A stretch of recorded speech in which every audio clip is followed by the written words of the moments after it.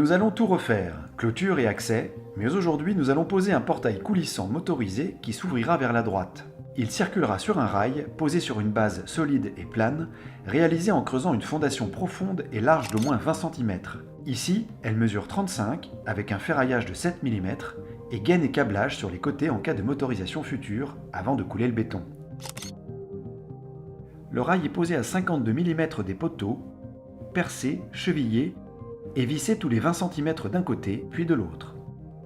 Une règle de maçon nous aide à positionner la deuxième partie du rail bien dans le même axe avant de le fixer à son tour. Le portail posé permet de repérer la position du guide que l'on fixe sur le pilier.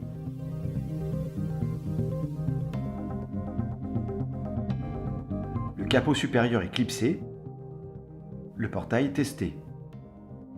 Il reste à fixer la butée d'ouverture d'un côté et la gage de fermeture de l'autre.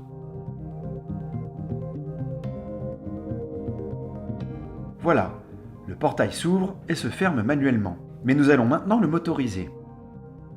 Pour cela, il faut l'équiper d'une crémaillère vissée bien de niveau que le pignon du moteur entraînera. Un moteur dont la position est repérée à l'aide de sa platine. Il suffit de percer et de sceller les tiges filetées avant de le fixer.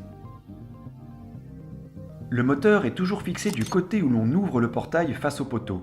Il est relié directement au tableau électrique avec câble et disjoncteur dédiés. Quand il fonctionne, il doit déclencher le clignotement d'un feu visible sur la voie publique. Des cellules photoélectriques sur chaque poteau doivent le stopper si elles détectent une présence. Le pignon d'entraînement est débrayé avant de procéder au réglage et au raccordement.